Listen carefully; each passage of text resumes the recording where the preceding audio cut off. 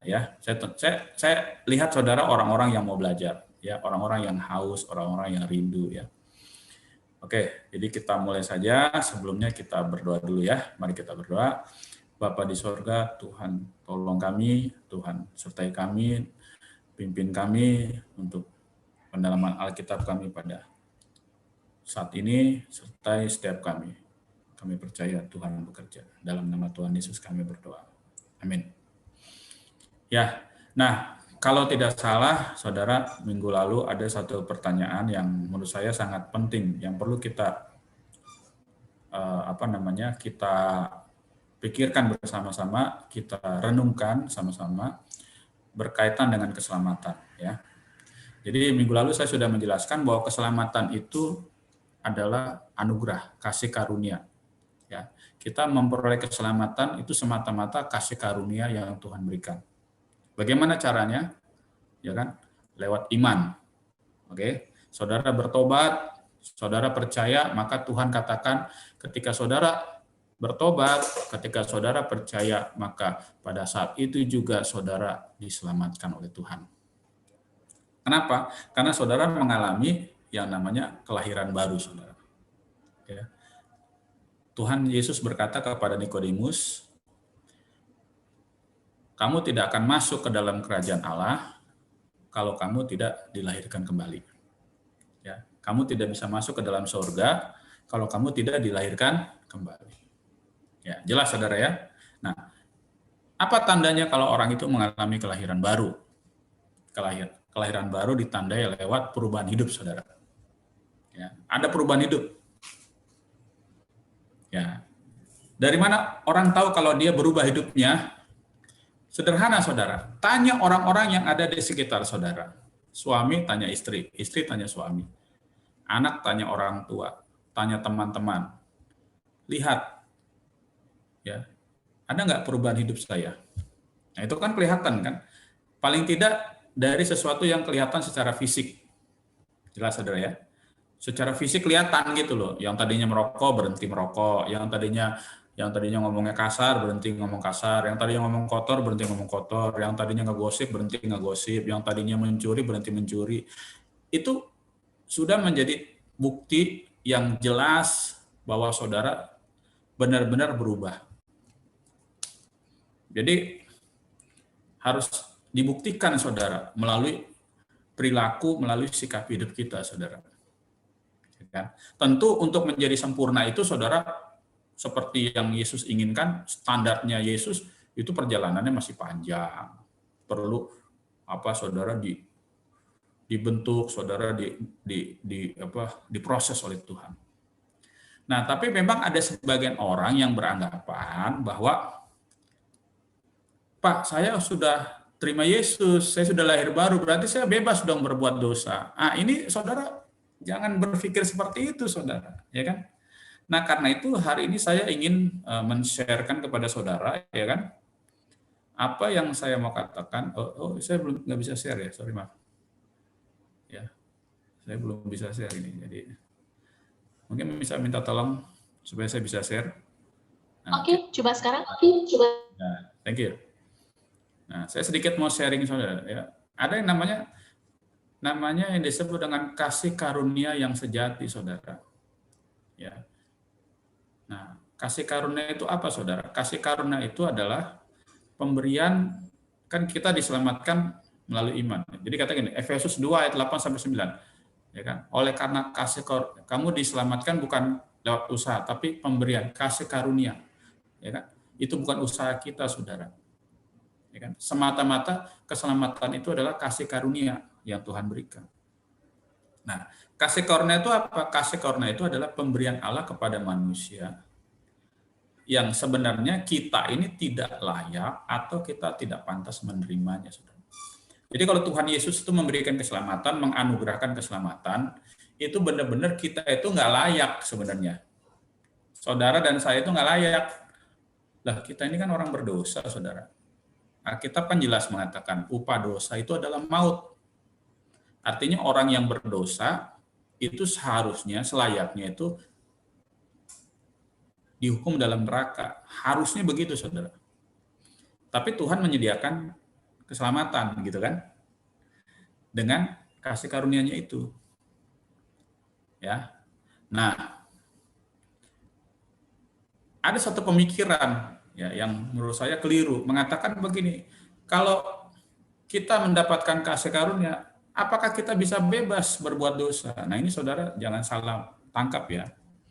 Kalau tidak salah, nah ini ada yang minggu lalu Pak Heri mungkin ya, itu bertanya, ada orang yang berkata gini, Pak saya udah terima Yesus, saya udah lahir baru, saya sudah diselamatkan, berarti saya bebas dong. Kan Tuhan sudah menebus dosa saya yang dulu, sekarang, dan yang akan datang. Nah, berarti orang ini, sekali lagi ya, menyalahgunakan kasih karunia yang Tuhan berikan. Ya. Ingat saudara ya, kasih karunia itu tidak menjadi izin atau kesempatan untuk kita berbuat dosa. Tidak sama sekali. Ya, bukan karena saudara mendapatkan kasih karunia lalu saudara suka-sukanya lah, ya udahlah ya, dosa jalan terus ya kan. Ya ada pengampunan Tuhan, ada kasih karunia Tuhan. Tidak. Paulus dengan jelas mengatakan kasih karunia tidak menjadi alasan atau kesempatan untuk kita berbuat dosa. Kalau ada orang berpikir seperti itu, kalau ada ya, itu menandakan dia memiliki kasih karunia yang palsu. Ya, palsu. Saudara tahu ya kalau barang palsu dengan yang asli itu kadang-kadang kelihatannya sama. Ya, betul kan? Namanya barang palsu dengan asli itu kelihatannya sama, mirip saudara ya. Bentuknya sama, warnanya sama. Tapi yang namanya palsu itu tetap palsu, saudara. Nah, kita harus menerima kasih karunia yang sejati, yang sesungguhnya, yang benar gitu loh, ya. Nah, apa itu kasih karunia yang benar, yang sejati? Nah, lihat di Titus pasal yang kedua, ayat yang ke-11 sampai 12. Karena kasih karunia Allah yang menyelamatkan manusia sudah nyata, ya kan? Ia, kasih karunia itu mendidik kita supaya kita meninggalkan kefasikan dan keinginan duniawi dan supaya kita hidup bijaksana, adil dan beribadah di dalam dunia sekarang ini. Artinya begini saudara, kasih karunia yang Tuhan berikan nih itu justru membuat kita meninggalkan segala macam kefasikan dan keinginan dunia ini. Dengan kata lain, kasih karunia itu justru membawa kita untuk meninggalkan dosa. Itulah kasih karunia yang sejati. Ya, saya pernah ditanya sama dan di media sosial ya, ada orang bilang begini, enak dong jadi orang Kristen, kan dosanya sudah ditebus Tuhan Yesus, ya kan, sudah diampuni, berarti bisa dong kita bisa semua maunya. Oh tidak saudara, kalau ada orang Kristen berpikir seperti itu, saya bisa menjamin bahwa dia mendapatkan kasih karunia yang palsu. Tapi yang benar apa?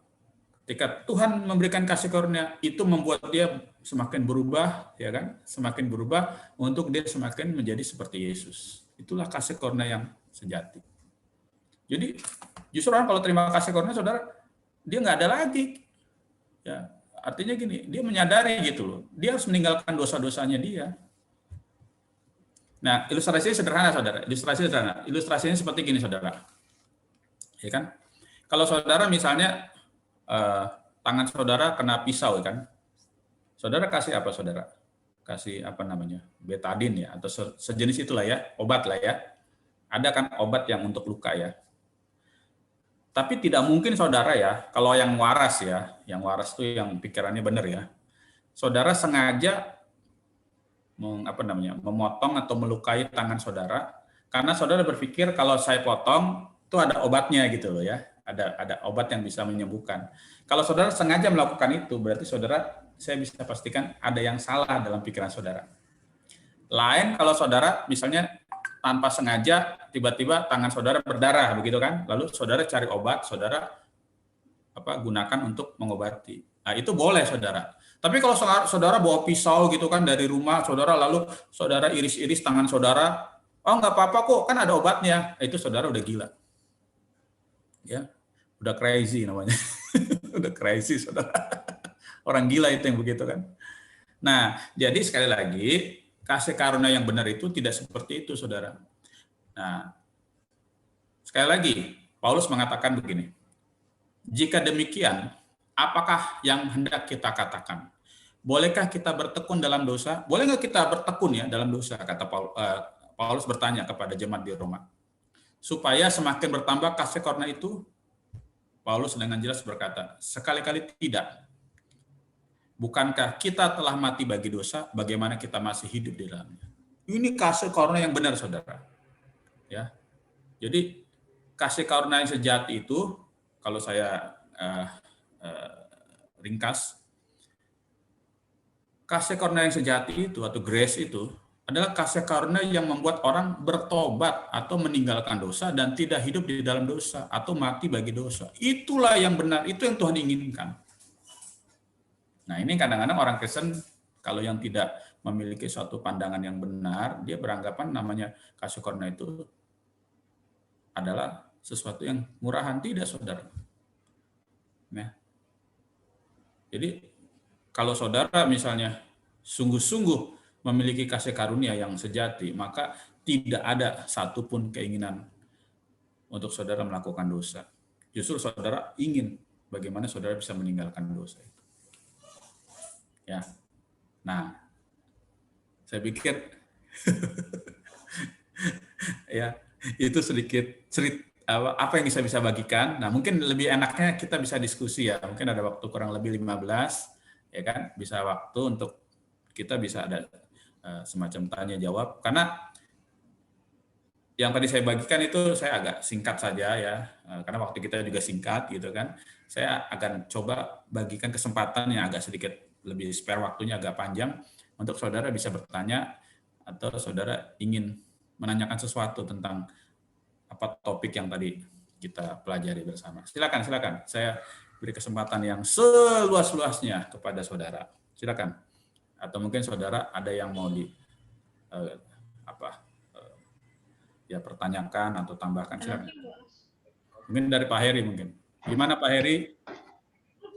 Kan kemarin saya sudah memberi semacam, nanti Pak saya coba jawab ya kan pertanyaan Bapak. Nah, kira-kira Pak Heri, apakah masih ada yang mau ditanyakan atau ini Pak Heri?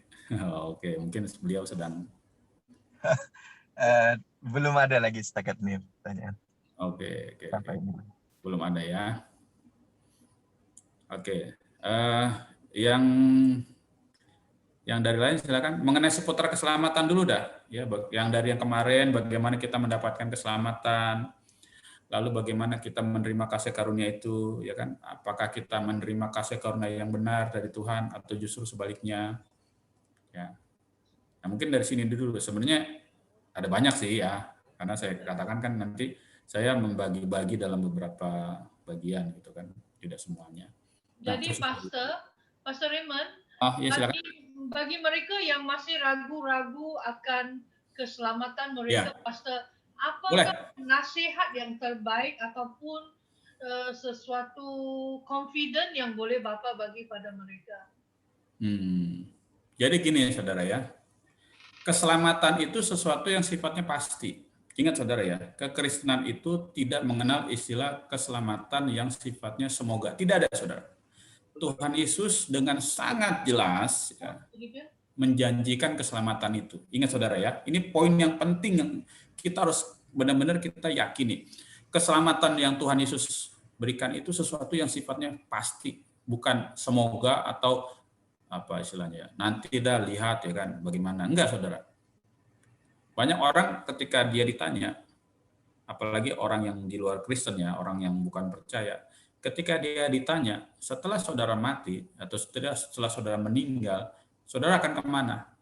Kebanyakan jawaban mereka mengatakan apa? Saya nggak tahu. Ya, semoga saya masuk surga. Kan selalu berkata begitu kan, semoga saya masuk surga. Tapi sebagai anak Tuhan, ya sekali lagi, kapanpun saudara dan saya dipanggil Tuhan, ya kapanpun ya, saya tidak tahu. Kita harus memiliki suatu keyakinan, kepercayaan, iman, sekali lagi ya, bahwa kita pasti akan masuk surga. Karena Tuhan Yesus datang ke dunia itu untuk memberikan keselamatan. Nah, kalau kita nggak percaya, ya gimana saudara, ya kan? Sedangkan tujuan Tuhan Yesus datang untuk memberikan keselamatan kepada saudara. Kalau saudara saudara misalnya apa yang Yesus berikan saudara nggak percaya, ya buat apa? Nah, artinya gini saudara, Tuhan Yesus itu sudah selesai 2000 tahun lalu di atas kayu salib, betul kan? Ketika Tuhan Yesus disalib, dia bangkit, dia sudah selesai. Ya, sudah selesai semua saudara. Karya keselamatan itu sudah dikerjakan. Nah, tapi keselamatan itu tidak bisa kita dapat kalau kita hanya diam saja. Artinya kita cuma ya sudah, ya kan, udahlah diam, tidak saudara. Artinya Tuhan mau supaya kita juga ada tindakan. Artinya ada dua belah pihak. Dari pihak Tuhan Yesus, dia memberikan keselamatan ya lewat pengorbanannya di atas kayu salib. Tapi dari pihak kita terima keselamatan itu melalui apa? Melalui iman percaya tadi. Ya kan? Ketika saudara beriman percaya dengan pengorbanan Tuhan Yesus di atas kayu salib yang menebus seluruh dosa kita, iman itulah ya kan yang akan menyelamatkan saudara. Dan disertai dengan pertobatan. Ya kan? Karena hanya beriman tanpa ada pertobatan, maka sekali lagi saya katakan iman saudara ya diragukan, begitulah kurang lebih. Nah, tentu keselamatan itu adalah anugerah ya, kasih karunia yang diberikan oleh Tuhan.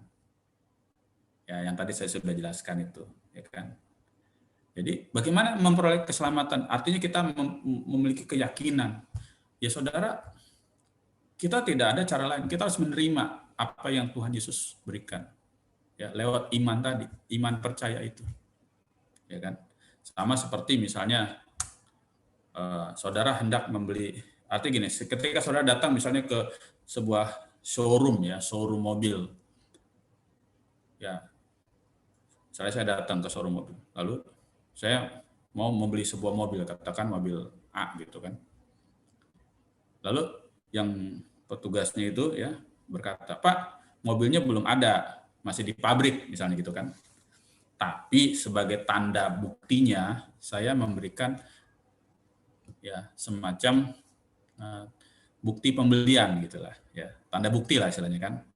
Lalu si petugasnya itu dia menulis di sebuah kertas ya, telah dibeli mobil mobil merek ini dengan harga sekian lah, ada kwitansi lah istilahnya ya. Mobilnya masih di pabrik saudara, karena belum ada di showroom. Nah, saya dikasih selembar kertas itu kan.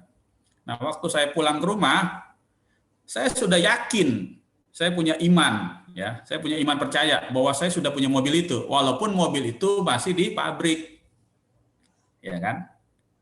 Tapi dengan selembar kertas tadi, saya memiliki suatu iman percaya bahwa saya sudah terima mobil itu gitu loh, walaupun pada kenyataannya mobilnya masih di pabrik.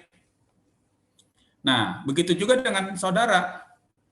Kalau saudara percaya dengan iman, apa yang Tuhan Yesus lakukan 2000 tahun lalu di kayu salib, dia sudah menebus dan menyelamatkan saudara, maka saudara juga pasti akan menerima. Itu loh. Nah, hanya kan tadi saya katakan, banyak orang Kristen yang bertanya kepada saya gini, "Pak, saya ini udah Kristen dari kecil, Pak, dari lahir. Loh, kalau ditanya saya udah beriman." Betul, saya katakan. Tapi iman yang sejati, iman yang benar harus disertai dengan perbuatan. Ya, sekali lagi ya, iman yang benar, iman sejati harus disertai dengan perbuatan. Artinya perbuatanmu akan menunjukkan imanmu. Ya. Nah, cuman ada pertanyaan lagi kan dari Pak Heri. "Pak, bagaimana dengan orang yang berkata, Pak, saya kan diselamatkan, sekali selamat tetap selamat, ya kan? Berarti saya bisa berbuat dosa semua maunya." Nah, itu berarti saudara memiliki suatu pemahaman yang salah. Saudara menganggap kasih karunia yang Tuhan berikan itu sebagai sesuatu yang sifatnya murahan. Nah, kalau saudara menerima keselamatan lalu saudara masih bebas berbuat dosa, artinya itu menjadi semacam alasan untuk saudara berdosa, ya kan Tuhan Yesus sudah menyelamatkan. Sekali lagi, berarti saudara menerima kasih karunia yang salah. Kasih karunia yang benar akan membebaskan kita dari dosa, akan mendidik kita untuk hidup di dalam kebenaran. Itu maksud saya. Ya. Silakan. Ya, ada yang mau bertanya lagi mungkin? Pak Heri ini biasanya paling apa? Jadi mantap. Jadi Pastor Raymond, kita tidak boleh sekaligus jadi sempurna kan? Oh iya, betul. Kita sedang dalam proses disempurnakan. Betul. Ya? Jadi gini. Ya, silakan. Jadi keselamatan itu tidak harus menunggu saudara sempurna seperti Yesus. Oh, kalau begitu nggak ada yang selamat, saudara. Tidak. Nah, maksud saya begini, tapi kenapa kita diajarkan kita harus sempurna seperti Yesus? Nah, karena begini, saudara. Tuhan Yesus mau supaya hidup kita seperti cara Yesus hidup, gitu loh kan. Bagaimana cara Yesus hidup, begitulah cara hidup kita. Nah, manusia yang sudah berjatuh dalam dosa ini, ya kan, Tuhan mau perbaiki kembali, mau dipulihkan istilahnya. Dikembalikan kepada rencana Allah yang semula, yaitu apa? Segambar dan serupa dengan Tuhan Yesus. Nah, jadi Tuhan Yesus jadi model. Nih, begini loh cara kamu harus hidup. Begini loh cara kamu yang sebenarnya yang Tuhan mau. Hidup yang seperti inilah yang dikehendaki oleh Tuhan. Apa modelnya? Apa contohnya? Ya Tuhan Yesus. Itu saja, saudara. Ya kan? Jadi kalau saudara mau hidup seperti yang Tuhan inginkan, ya hidup seperti Tuhan Yesus. Maksudnya begitu. Nah, bisa nggak? Ya saya katakan kalau simsalabim ya tidak bisa. Nah, itulah yang namanya diproses. Ya, bagaimana saudara mengalami pikul salib, penyangkalan diri, ya kan? Karena kita manusia kan masih punya keinginan, betul ya? Keinginan mata, keinginan hidup, keinginan daging, keinginan mata, keangkuhan hidup, keinginan daging, itu kan selalu ada di dalam diri kita. Dan itu harus dirubah, diproses, sehingga dikikis lama-lama, sehingga karakter kita akan menjadi seperti karakter Kristus. Jadi benar kan Pastor, maksudnya kadang-kadang mereka akan mempunyai kelemahan, ya. Betul. Weakness. Tapi kalau mereka tidak boleh overcome weakness itu, apakah keselamatan mereka tergugat, Pastor? Maksudnya kalau mereka punya kelemahan terus? Ya, katakanlah ada yang merokok, ada yang sebenarnya merokok satu batang saya rasa tidak ada masalah, sebab itu bukan overtake kamu kan, Pastor. Meminum segelas itu tidak menjadikan kamu pemabuk. Tetapi jika kamu merokok dan meminum ataupun melakukan sesuatu tanpa kamu dapat mengawalinya, maka itu menjadi kelemahan kamu kan, Pastor? Begitu kan? Ya, jadi gini saudara, kita harus membedakan ada kelemahan, ada dosa ya.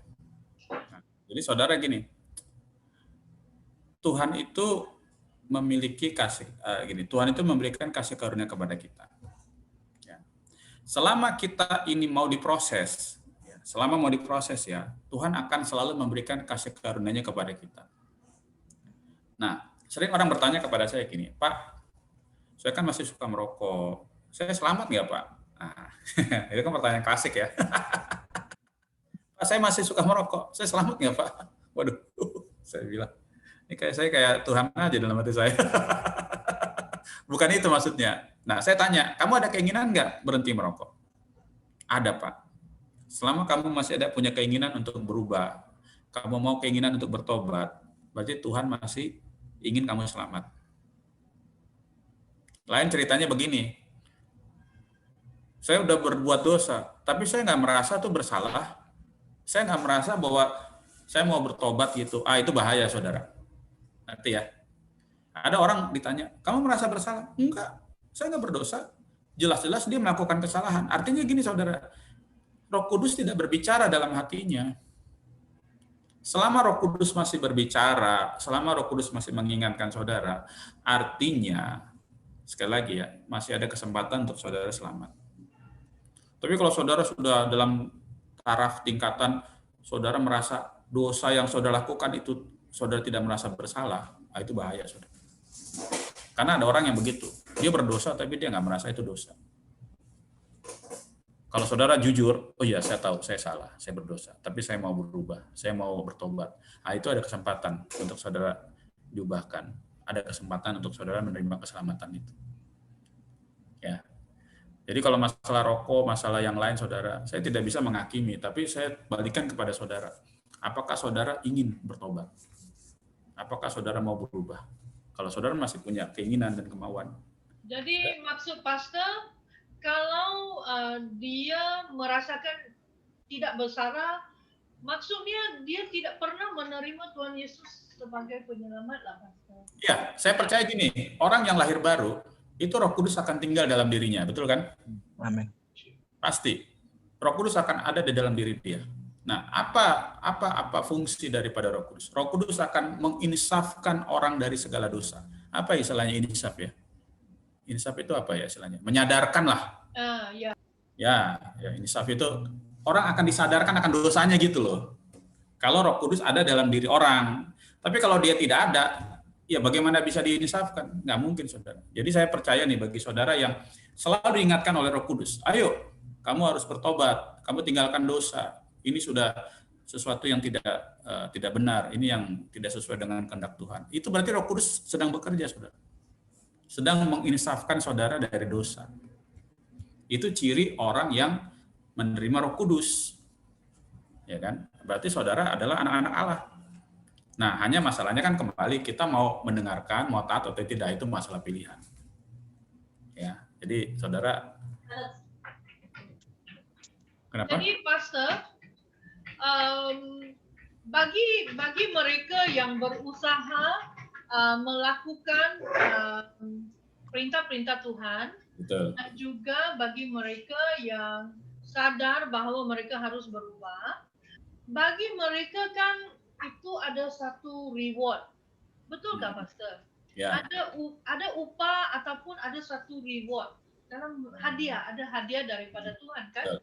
Betul kan, Pastor? Jadi betul. Tidak sia-sia kita berusaha untuk taat pada firman Tuhan. Oh ya, pasti. Artinya gini saudara, firman Tuhan dengan sangat jelas mengatakan bahwa apapun, sekecil apapun kebaikan yang saudara lakukan, itu akan Tuhan perhitungkan. Ya, Alkitab menggambar gini, kalau ada seorang hamba Tuhan datang ke rumah saudara, saudara memberikan segelas air, ya, segelas air putih, ya, itu upahnya Tuhan perhitungkan loh, saudara. Ya, jadi saya sangat percaya kebaikan-kebaikan, perbuatan baik yang kita lakukan itu sangat-sangat diperhitungkan oleh Tuhan. Dan nanti kita akan menerimanya, upahnya. Apalagi saudara melakukan sesuatu yang berkenan di hadapan Tuhan, yang menyukakan hati Tuhan, ya kan? Artinya saudara misalnya membawa jiwa-jiwa, saudara mempertobatkan jiwa-jiwa kepada Tuhan. Wah, itu upahnya luar biasa. Ingat Tuhan Yesus katakan gini, ada satu orang bertobat, seisi surga bersorak-sorai. Apalagi kalau saudara berhasil membawa satu jiwa kepada Tuhan. Pasti Tuhan akan memberikan upah kepada saudara. Jadi saudara sekali lagi ingat ya, apapun yang kita lakukan untuk Tuhan, segala sesuatu yang kita lakukan untuk Tuhan, saya percaya Tuhan pasti akan mencatat, Tuhan pasti akan memperhitungkan. Kalau dalam bahasa Alkitab, diperhitungkan segala sesuatu, segala jeripaya saudara melayani Tuhan, pengorbanan saudara, kasih saudara, doa saudara, semua akan diperhitungkan oleh Tuhan. Ya, jadi jangan pernah, makanya katakan Alkitab, jangan pernah jemu-jemu untuk kita selalu berbuat baik. Jangan pernah jemu-jemu untuk kita terus melayani Tuhan. Ya, jadi seperti itu ya. Mungkin ada satu lagi, silakan. Jadi itu intinya ya, semua akan diperhitungkan. Kebaikan saudara, ya, pertobatan saudara itu akan mendapatkan upah nanti suatu saat di surga nanti. Ya, Pastor, mungkin dalam Alkitab mungkin kita tidak belajar tentang banyak tentang neraka, tetapi seperti kita tidak begitu takut, kita tidak begitu dengar tentang neraka, dan kita boleh orang katakan macam take it easy kan. Jadi kalau macam Paulus katakan di Filipi 2 kan, dia katakan kejarkan keselamatan kita dengan ketakutan dan ketakutan kan. Kita harus takut juga kalau kita tidak ke surga. Maksudnya neraka itu dahsyat kan, kadang-kadang kita tidak begitu serius, tidak diajar tentang apa neraka. Ya, jadi gini saudara ya, memang kita harus akui memang ada surga, ada neraka, saudara. Itu sesuatu yang Alkitab katakan. Ya. Hanya konsep kita di dalam agama Kristen, orang melakukan firman itu hanya didasari oleh kasih, bukan ketakutan. Ingat ya, kita melakukan firman itu didasari kasih, bukan ketakutan. Jadi saya tidak pernah mengajari orang gini, kamu harus taat sama Tuhan. Kalau kamu nggak taat, ingat loh, ada neraka. Kamu akan dibakar, kamu akan disiksa, kamu akan di apalah namanya. Akhirnya orang jadi takut. Memang seolah-olah bisa membuat orang menjadi takut. Tetapi artinya saudara begini, yang saya pahami di dalam kekristenan, Tuhan mengajarkan, kasihilah Tuhan Allahmu, ya kan. Jadi dasarnya kasih. Tuhan Yesus dalam pengajarannya sangat, ya memang dia pernah menyinggung soal neraka ya, tapi dia ketika mengajar orang untuk mengasihi Tuhan, dia jarang sekali menggunakan ilustrasi, misalnya menggunakan istilah neraka gitu kan, sebagai alat untuk menakut-nakuti. Enggak, saudara. Tuhan Yesus lebih banyak menggunakan kasih, pendekatannya kasih. Begitu juga dengan Paulus. Ya, nah, memang agak berbeda dengan saudara-saudara kita misalnya dari seberang ya kan, banyak menakut-nakuti orang. Oh, kalau kamu nggak melakukan misalnya sembahyang, kamu nggak puasa, nanti kamu masuk neraka, kan kurang lebih begitu kan. Nah, soalnya sering orang-orang ditakut-takutin gitu kan. Nah, jadi mungkin nanti minggu depan, ya ini jadi PR saya juga, saya akan bahas tentang apa itu mengerjakan keselamatan. Ya, tolong dicatat baik-baik. Ya, minggu depan kalau Tuhan izinkan, nah kita akan bahas apa artinya mengerjakan keselamatan. Nah, hari ini saya berbicara tentang kasih karunia yang sejati. Nah, minggu depan saya akan beritahu saudara apa sih yang dimaksud dengan mengerjakan keselamatan. Apakah saudara mengerjakan keselamatan itu artinya saudara seperti ditakut-takuti, ya kan? Kalau kamu nggak melakukan firman Tuhan, nanti kamu akan dimasukkan ke dalam neraka, atau seperti apa? Bagaimana? Semoga kita diberi kesempatan, ya kan, untuk belajar kembali, ya kurang lebih begitu. Moses, ada yang mau ditanya? Kamu kalau nggak nanya nanti kamu nggak lulus loh. Kalau saya tanya Pak nanti nggak habis Pak. Oh. Kita yang pertanyaan yang lebih dalam nanti. Atau kamu mau tambahan, Mas Ses? Ada yang mau ditambahkan dari ya, Mas Ses? Seperti yang Pak Raymond katakan tadi, sebagai guru kami dan juga dosen yang sangat-sangat luar biasa mengajarkan tentang keselamatan, seperti kita semua tahu sebenarnya itu keselamatan seperti yang dikatakan tadi itu harus dikerjakan dengan rasa kasih kepada Tuhan, bukan rasa kita takut kepada Tuhan. Karena dasar Alkitab kan 10 hukum, 5 kasih itu kepada Tuhan dan 5 lagi kalau dibagi kepada manusia.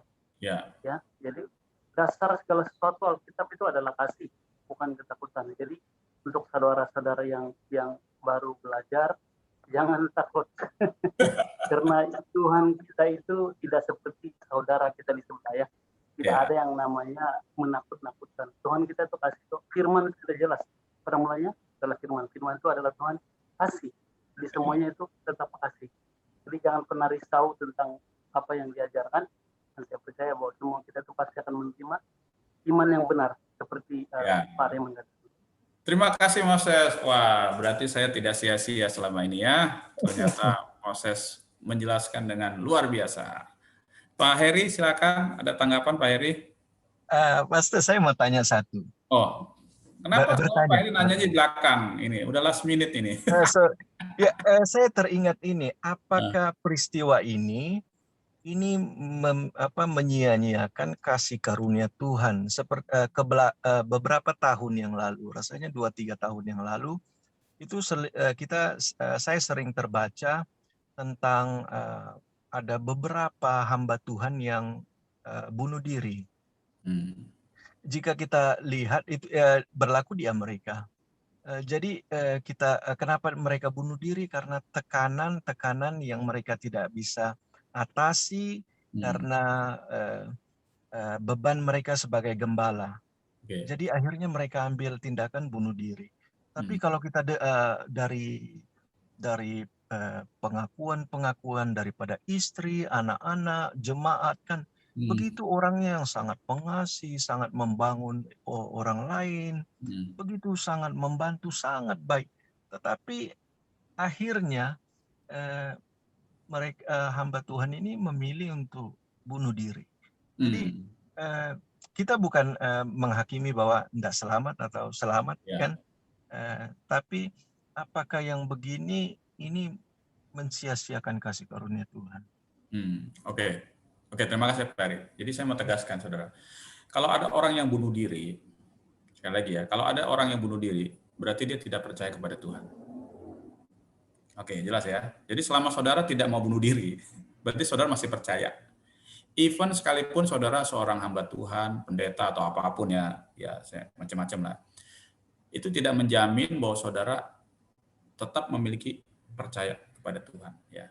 Nah, jadi maksud saya begini, ada satu masa di mana kita punya keinginan mungkin ya, sebagian orang untuk melakukan bunuh diri. Tetapi keinginan itu bisa dihilangkan dengan satu cara, yaitu kita percaya kepada Tuhan. Jadi ketika orang sudah sampai titik di mana dia melakukan bunuh diri, berarti dia sudah sampai titik dia sudah tidak percaya kepada Tuhan. Nah, berarti orang yang tidak percaya kepada Tuhan, saudara bisa simpulkan sendiri apa yang terjadi, ya, tanpa bermaksud menghakimi ya, sekali lagi. Tapi saya percaya banget, orang yang sungguh-sungguh percaya kepada Tuhan, dia tidak mungkin melakukan bunuh diri. Pak, tapi kan dia hamba Tuhan. Ya, saya kembalikan lagi ke orang itu kan. Ya kan? Saya kembalikan. Berarti kan ada masalah dengan iman dia selama ini. Gitu, ya. Lain kalau saudara dibunuh, nah itu lain cerita ya. Dia kan bunuh diri kan. Kalau dibunuh, ya apa boleh buat. Mungkin saudara tiba-tiba nyebrang, ditabrak mobil, mati, ya meninggal, ya itu lain cerita saudara. Tapi kalau ada keinginan bunuh diri dan saudara melakukan itu, saya bisa jamin saudara nggak percaya Tuhan. Ya, itu saja, Pak Heri. Wah, very good Bible study this week.